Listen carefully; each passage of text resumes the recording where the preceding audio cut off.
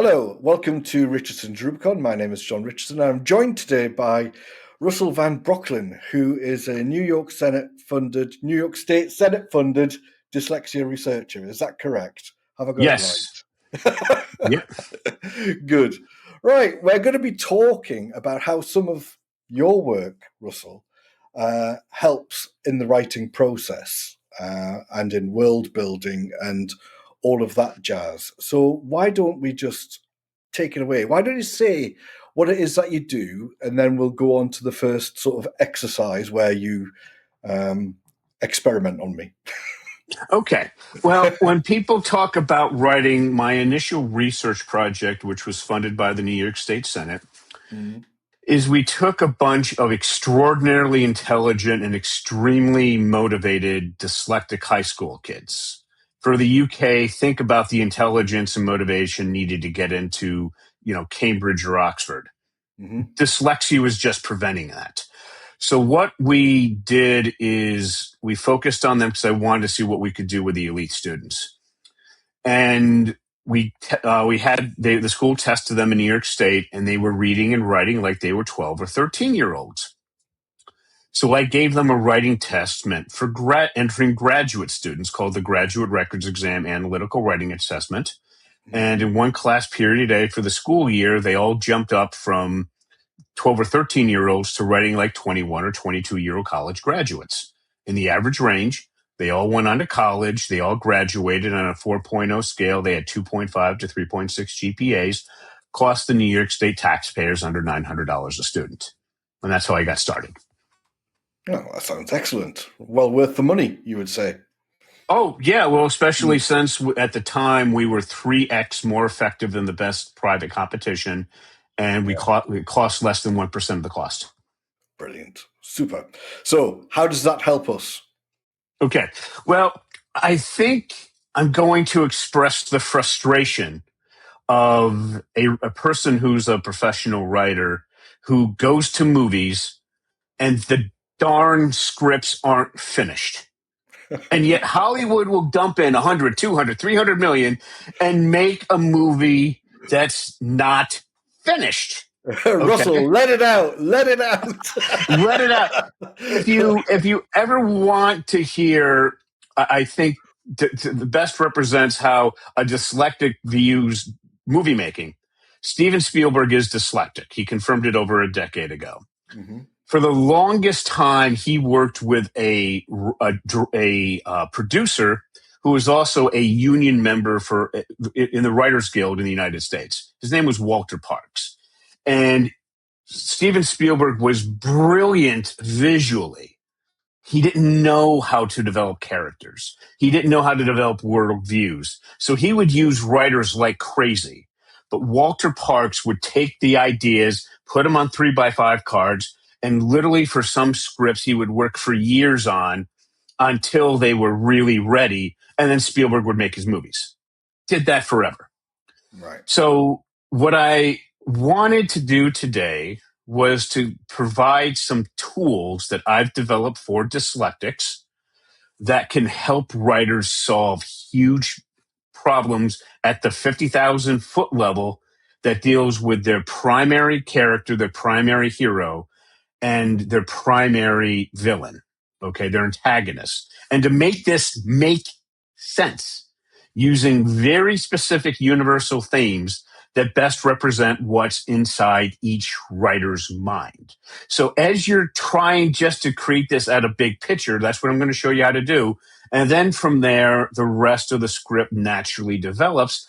And so you don't have any gaping holes. Because I've worked with writers for the longest time where they'd come to me and say, I just spent 3 years on this project and I sent it out for review and I got this Grand Canyon chasm of a hole in the script.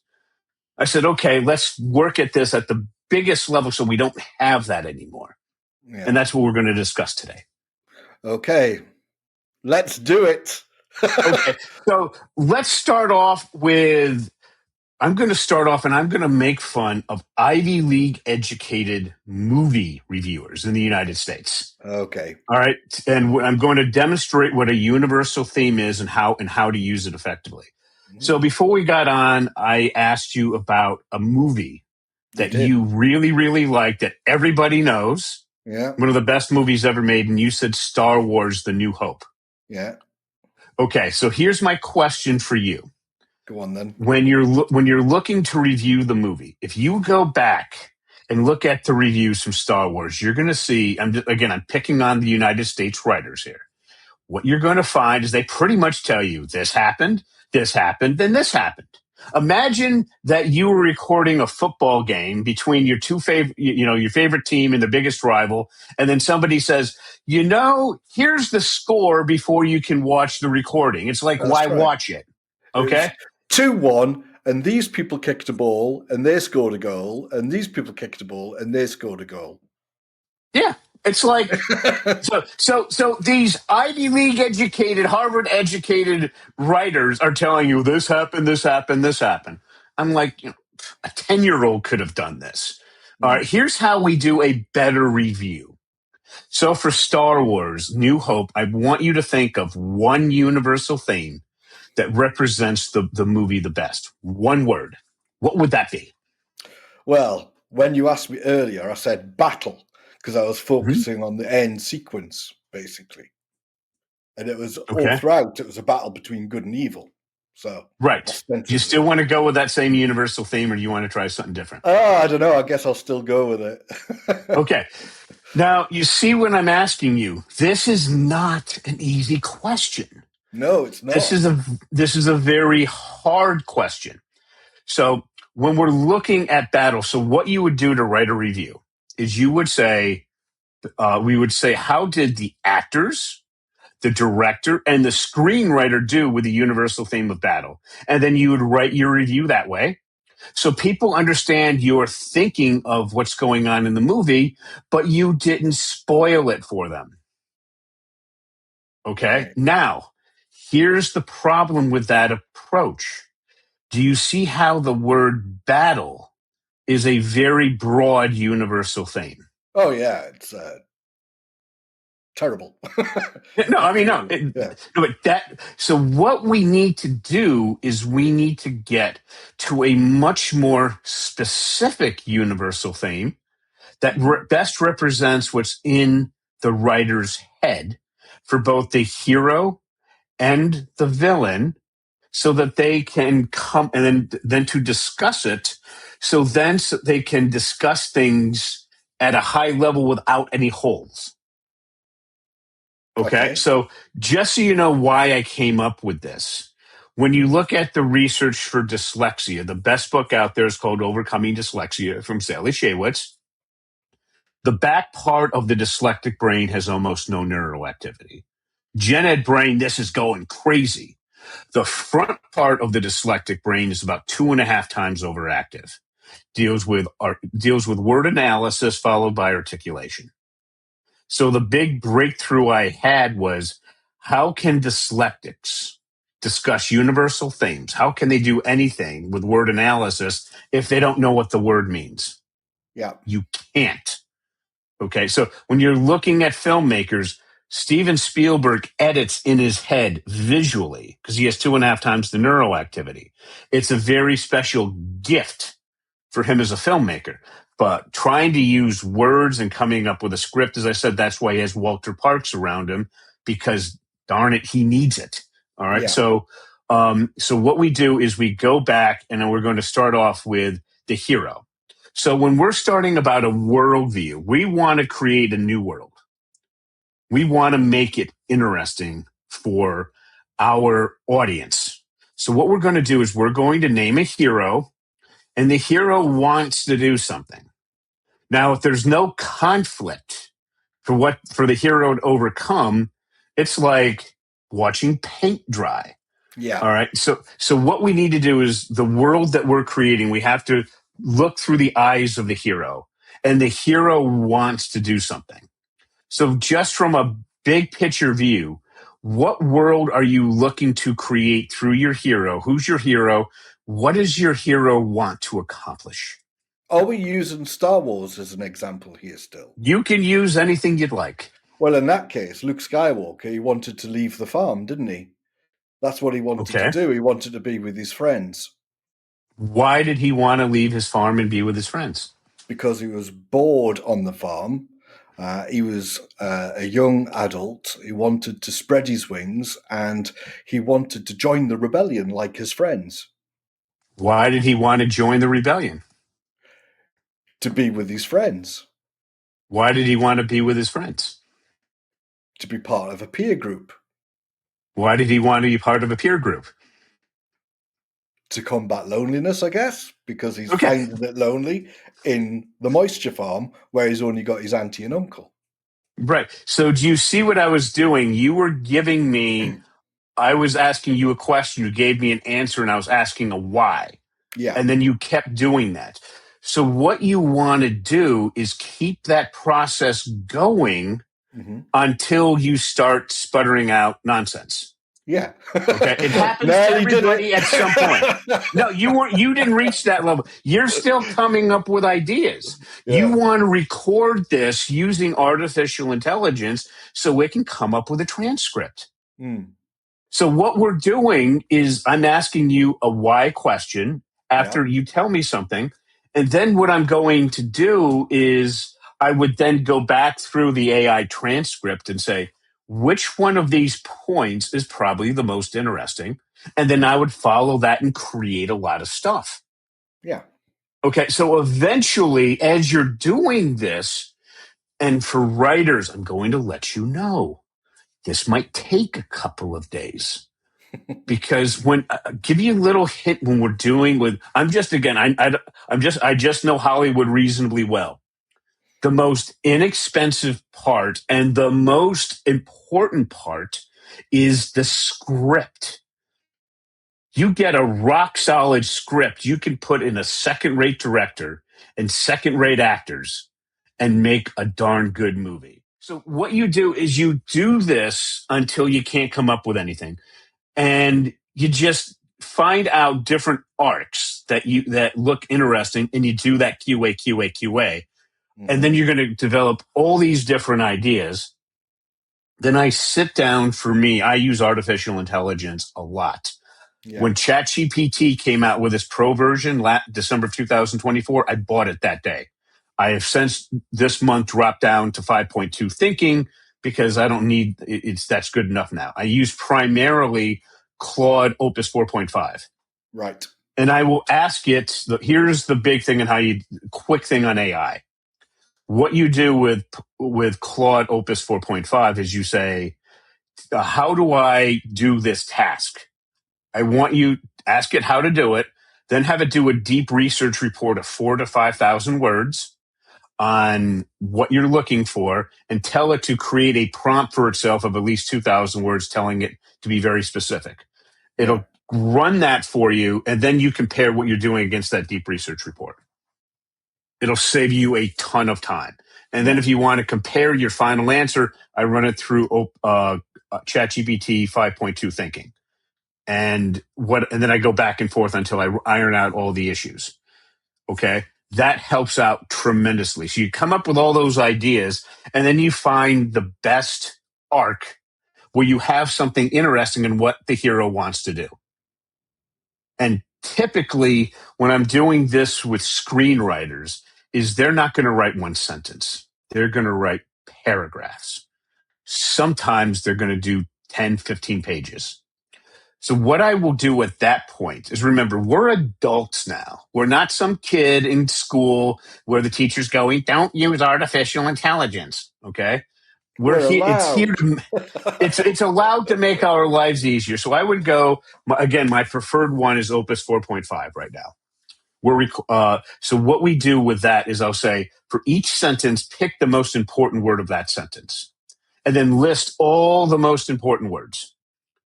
All right. And then give me a custom definition for each one. Then what I will tell it to do is I would tell it to go ahead and say, this is what do you think the hero generally wants to do? And go back and forth until you narrow it down, until you're happy with it. Then tell me each of the words, go through each one in twos and tell me which one you think is better for what the hero wants to do until you have a final recommended one. Okay, that's the recommended from the AI. I would tell it to find the best 10 or 20. And then you, as the human, make the decision. Because what that has done now is now you have your very broad universal thing, but it's still really broad. Just like when we looked at your universal theme for battle for Star Wars, New Hope, it's so broad. We can't do anything with it. So then once we have your base universal theme, I would then go to the AI and say, give me 100 synonyms for this. Okay. And custom definitions for what the hero wants to do. Then I would go and say, based on what the hero wants to do, tell me which the best one you think it is. All right. Just so I have what the AI thinks. Then I would say, give me the top 10 or top 20. And if you're not happy with this, keep doing this until you get a word where you're like, then you as the human pick, no, this is the word and the definition that best represents what's in my head. Yeah. That's now your base universal thing. It's really specific. From there, you need to do two things. You need to come up with a villain. Usually when we're doing world views, it's going to be a person. But we also want a concept that is going to be represented by that villain. Okay. And that's going to be the villain and the concept that can best prevent the hero from accomplishing their goal. Yeah. And then we put that into a sentence. And we then come up with 3 really good reasons. I would ask the AI to come up with 3 really good reasons. I might come in and ask it to come up with 30 good reasons. And then I would look at what those are and I would start combining them. I would start shrinking them, start throwing them out, come up with more good reasons until you got 3 real good ones. Okay. And that I might spend 2 or 3 hours on. Then I would go back and I would take that villain we created and I'd go through the same process, looking through the villain's eyes, coming up with 3 really good reasons. That's where I want to end up. But I'll say, give me 30 reasons, give me 50 reasons. Yeah. And then I would take them, combine them until I'm really happy. Now I have the hero, my universal theme, my best villain, 3 good reasons on what the hero wants to do, and then I flipped it looking through the villain's eyes. Yeah. Now that big picture, you don't have any holes. You know how to discuss this because you're doing it through a very specific universal theme. Gotcha. And the AI just helped you do it a lot faster. Yeah. Yeah. That's actually quite amazing. Thinking about it, that's quite straightforward and quite amazing, really. It's not the same as what a lot of people are taught to do. Well, just where I developed this from, there's a book called The Craft of Research from the University of Chicago. Right. It was designed in 1995 to help their PhD students write their dissertations. It's based on context, problem, statement, solution. I've dropped this context down to, 10, 11-year-old school kids who are dyslexic. They have 2.5 times the neural activity, so they can do this years ahead of their gen ed peers. Okay.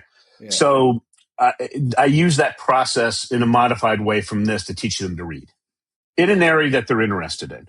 So I've been using that for years, but then I have friends who are writers for their own projects because you can now, compared to 20 years ago, the cost of the best equipment to do things is so much cheaper now. And they're trying to come up with good ideas, and they kept getting all these holes. And I said, okay, here's how you fill the holes. And I've worked with a number of writers over the years to help them just at a big 50,000 foot view. If you're interested in more details, two things that I find could help with just evaluating your script and how to develop the story more explicitly from there. Michael Eisner, who used to be the CEO from Disney, wrote a manifesto when he was at Paramount in the late 70s, early 80s on how to evaluate a script using what he called high concept. When he moved to Disney, the first 32 films, 29 were hits. Okay. And then the wheels fell off. Don't look at the Jeffrey Katzenberg one from the 90s. It's horrible. Look Right. at his from the late 70s, early 80s. Okay. Yeah. The other one is there's a book called Story that explains the general concept of writing scripts really well. I just found that when I was going through that, the big 50,000 put view, I didn't like his suggestions. So I modified one of my processes to work with this. Right. Good. That's just absolutely amazing. That is. I did look up that storybook, by the way, at the beginning of the call, and yeah, I'm definitely adding that to my purchases. So thank you for that. Yeah, that's incredible. Here's what I would just recommend everybody do. The artificial, just again, what I do. I spend $100 a month on Claude Opus 4.5. Why? Because it's the best writer out there. It remembers things. I can tell it to bring things back, but it doesn't think real well. When I'm done with things, I give it to ChatGPT thinking. You don't need the pro version. Thinking 5.2. All right. And it'll think sometimes 5-10 minutes if it's a complicated question. It's all you need. You don't need it thinking for a half an hour on the pro version. You don't need to spend $200 when you can get by with 20. All right. And then I go back and forth. The other thing that I'll do with Opus 4.5 is I'll tell it, look at it with fresh eyes.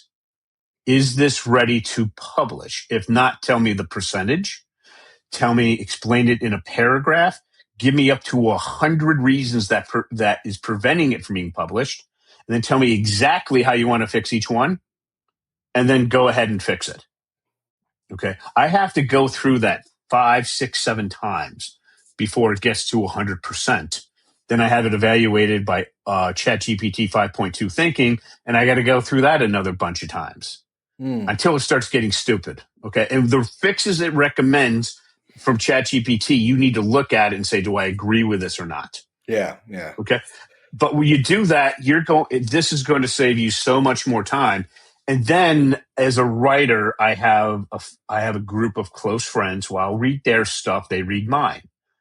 And what they say is when I give them stuff, that a lot of the things that drive them nuts, like obvious things that could have been fixed, I have the AI fix it.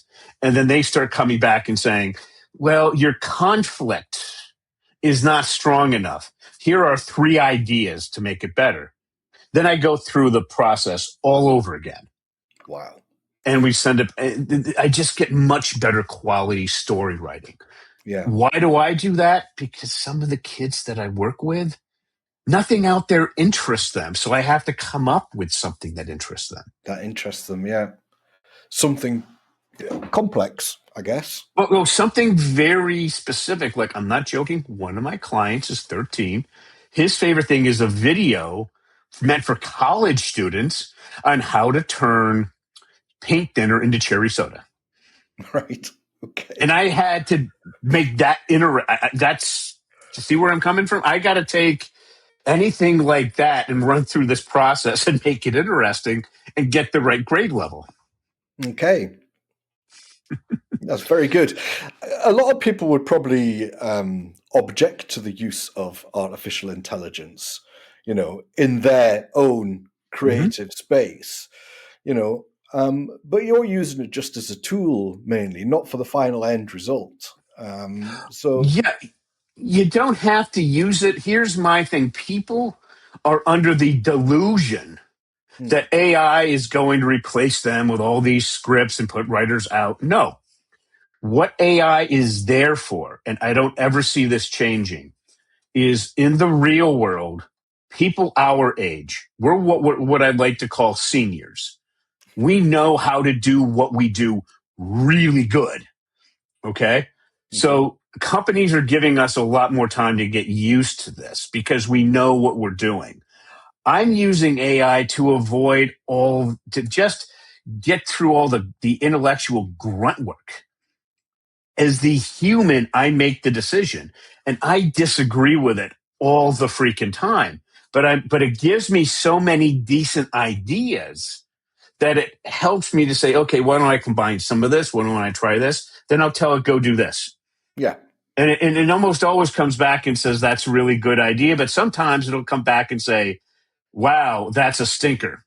And I took some of those times, I sent it off to my friends, and they would come back and say, yeah, that sucks. Why are you wasting our time with this? So a big part of why I use AI is so when I circulate my writing to my friends, they're looking it over. I pretty much, because I'm dyslexic, I don't have a choice like the rest of you. Yeah. All right. When I hand things out, I've driven out all the stupid I can. Now, the friends that I have that are excellent writers, I mean, these people, they were AP English kids in like 8th grade. You know the type. They're just really good at it. Yeah. And they don't do the stupid that I normally do because, you know, I'm dyslexic. I have different parts of my brains don't work as well. So I use AI to get past all that. Yeah. So dyslexics can be really good writers. They just need help with the grunt work. And that used to mean an assistant. Yeah. I still have 2 assistants, but Yeah. and they both have, one's a master's degree, one is working on almost done with her PhD. But I use this just to come up with that, just to make things so much faster and easier. And why not? That, that's exactly what it's for. It's a tool, Yes, I had just for the heck, I had a conversation with one of my professor friends, and he said, "How about creating a journal article?" So I said, "Okay." I went back and I knocked out a journal article in about 90 minutes. It was a good draft, but it's good enough for and I said, "Okay, here." He's like, "That's cheating," and I said, "What's cheating?" I didn't spend hours and hours reading all this, reading this study, that study. I just said, this is what I'm looking for. Get it, look at it. And yes, you have to have somebody go through and make sure everything it says what it does. That's what we call assistance. Yeah. Okay. So moving on slightly then, I think we've already covered the main 2 areas that we were going to talk about, unless I'm mistaken, of course. No, I think we've pretty much done it, haven't we? Really? Yeah. So as world building for readability, how to keep complexity while still keeping the reader with you, and the logic stress test, a practical way to catch plot holes and broken rules before the audience does. Well, we've definitely done that. As far as I can tell.